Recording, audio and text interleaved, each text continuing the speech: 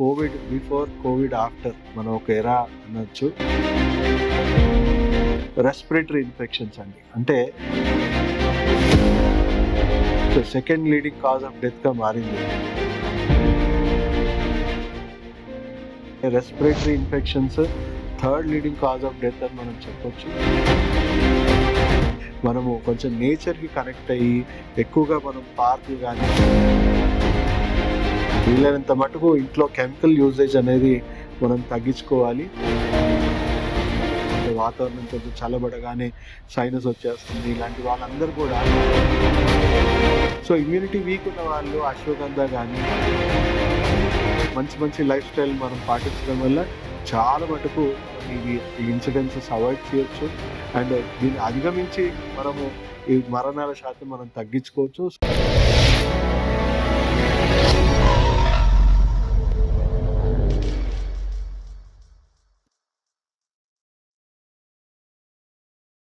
ప్రేక్షకులకు నమస్కారం. నేను మీ డాక్టర్ పిఎస్ సాగర్. నేను acupuncture and functional rehabilitation specialist. నేను second life rehabilitation hospital Banjara Hills road number 2లో గత 20 సంవత్సరాలుగా ప్రాక్టీస్ చేస్తున్నాను.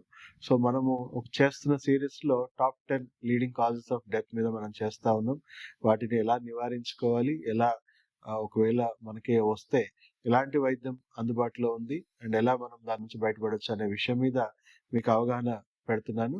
సో ఈ రోజు మనం తీసుకుంటున్న టాపిక్ వచ్చేసి రెస్పిరేటరీ ఇన్ఫెక్షన్స్ అండి. అంటే మనం చూసుకుంటే కోవిడ్ బిఫోర్, కోవిడ్ ఆఫ్టర్ మనం ఒక ఎరా అనొచ్చు. ఎందుకంటే almost second leading cause of death గా మారింది కోవిడ్ ఉన్న టైంలో. అలాగే దానికి ప్యారలల్ గా కాంపిటేటివ్ గా రెస్పిరేటరీ ఇన్ఫెక్షన్స్ అంటే రకరకాల రెస్పిరేటరీ ఇన్ఫెక్షన్స్ కూడా 4th లార్జెస్ట్ కిల్లర్ గా ఉండిపోయింది. సో ఇప్పటికి కూడా మనం చూసుకుంటే respiratory infections third leading cause of death అని మనం చెప్పొచ్చు. సో ఇది ఫ్లక్చుయేట్ అవుతూ ఉంటుంది, బట్ టాప్ 10లోనే ఉన్నాయి. సో ఈ రెస్పిరేటరీ ఇల్నెసెస్, రెస్పిరేటరీ ఇన్ఫెక్షన్స్ ని మనము ఎలా నివారించుకోవచ్చు, ఎలా వచ్చాక ఎలాంటి వైద్యంతో మనము అద్భుతంగా ఫలితాలు పొందొచ్చు అనే విషయం మీద మనం అవగాహన కలిగిద్దాము. So first of all air pollution index రోజు రోజుకి పెరిగిపోతా ఉంది. మీరు చూస్తున్నట్టయితే ఢిల్లీ లాంటి నగరాల్లో ఇప్పుడు శ్వాస పీల్చుకోవడం కూడా చాలా దుర్భరంగా మారిపోయింది. సో అలాగే పట్టణ ప్రాంతాలు ఎక్కడైనా కూడా చూసుకుంటే మనకి లంగ్స్ అనేవి చాలా ఆల్మోస్ట్ ఒక 30%, 40% లంగ్ కెపాసిటీ తగ్గిపోయిందని చెప్పేసి అన్ని రిపోర్ట్స్ చెప్తా ఉన్నాయి. సో ఈజీగా మనకి రెస్పిరేటరీ ఇన్ఫెక్షన్స్ రావడానికి మన లంగ్స్ చాలా వీక్ గా మారిపోయాయని చెప్పొచ్చు. సో దాన్ని నివారించుకోవడానికి ఫస్ట్ మనం ఎక్కువగా చెప్పాలి అంటే చాలా మందికి తెలియని విషయాలు ఏంటంటే బయట కంటే మన ఇంట్లోనే ఎక్కువ ఎయిర్ పొల్యూషన్ ఉందని మనం చెప్పొచ్చు. ఎందుకంటే మనం రకరకాల పెయింట్స్ వాడుతున్నాం, సిమెంట్ లాంటి పదార్థాలతో మన కన్స్ట్రక్షన్స్ చేసుకున్నాం. సో అండ్ మనము వెంటిలేషన్ కూడా ప్రాపర్ గా లేకుండా ఉండడము, ఏసీలు లాంటివి ఎన్నో వాడుతూ ఉన్నాం.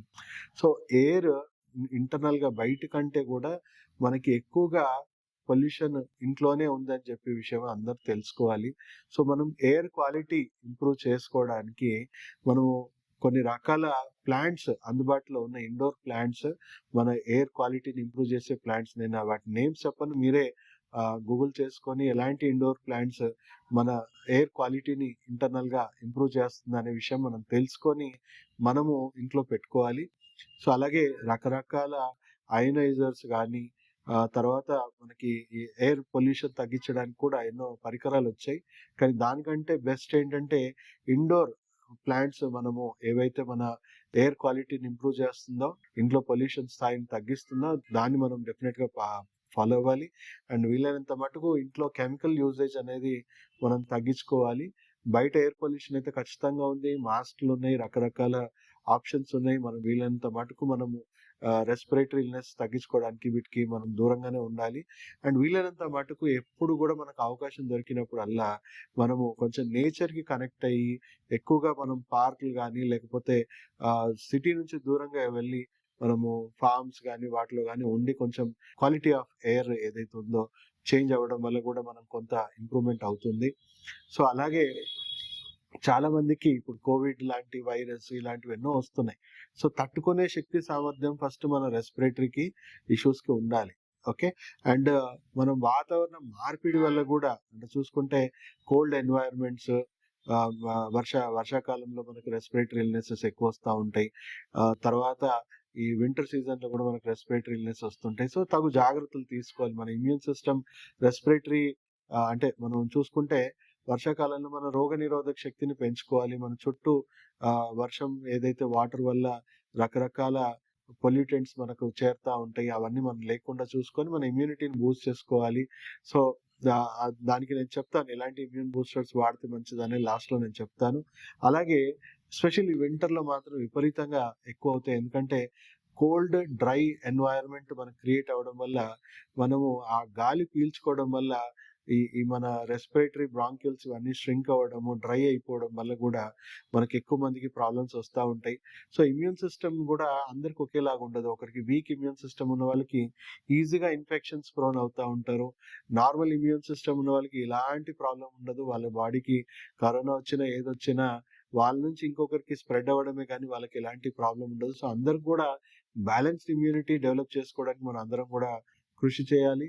తర్వాత ఆటో ఇమ్యూన్ సిస్టమ్ ఉన్న వాళ్ళకి అతి ప్రమాదకరంగా అని చెప్పొచ్చు. ఎందుకంటే వాళ్ళకి ఆస్తమా గాని, బ్రీతింగ్ డిఫికల్టీ ఇలాంటివి ఉన్న వాళ్ళకి అదే టైంలో వైరస్, బాక్టీరియా ఎళ్ళిందనుకోండి ఇమ్యూన్ సిస్టమే డ్యామేజ్ చేస్తుంది. అది చెప్పాలి అంటే కోవిడ్ టైంలో ఎక్కువ మందిని దాదాపు 80-90% జనాల్ని చంపింది కరోనా కాదండి. ఆటో ఇమ్యూన్ డిసార్డర్స్ వల్లనే వాళ్ళకి వాళ్ళ లంగ్స్, ఆర్గన్ డ్యామేజెస్ అనేవి జరిగి వాళ్ళు మరణాల శాతం పెరిగిపోయింది.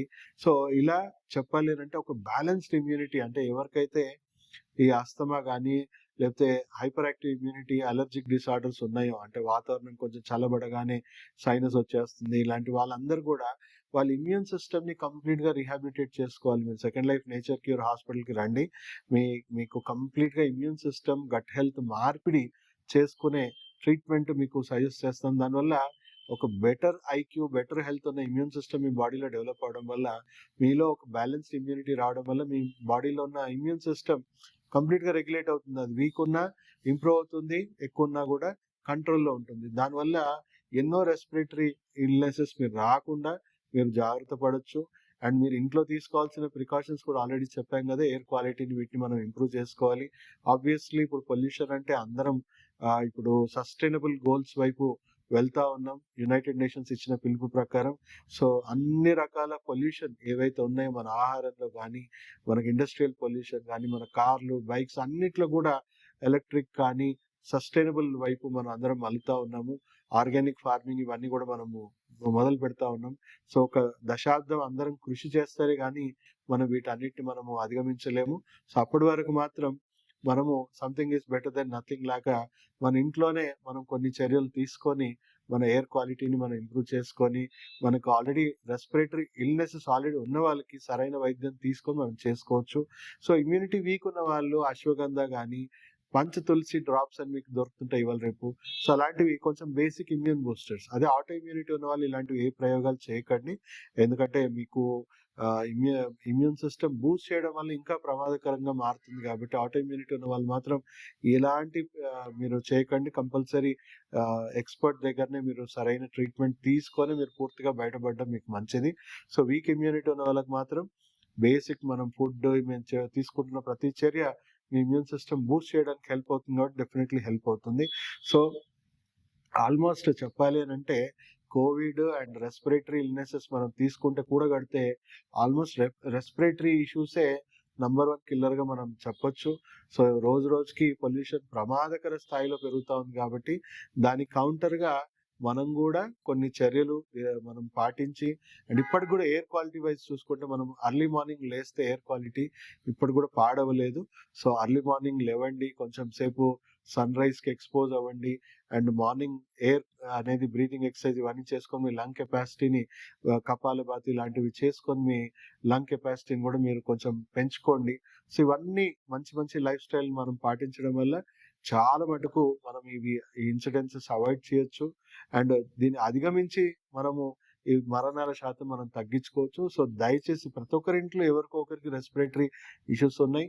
సో, ప్రతి ఒక్కరికి అవేర్‌నెస్ వీడియో ప్రతి ఒక్కరికి ఇంటికి చేర్చండి. ప్రతి ఒక్కరికి అవగాహన కలిగించండి. దానివల్ల ఎన్నో ప్రాణాలు మనం కాపాడిన వాళ్ళం అవుతాం. సో, దయచేసి ఈ వీడియోని ప్రతి ఒక్కరికి షేర్ చేయాలని కోరుకుంటూ సెలవు తీసుకుంటూ మీ డాక్టర్ సాగర్.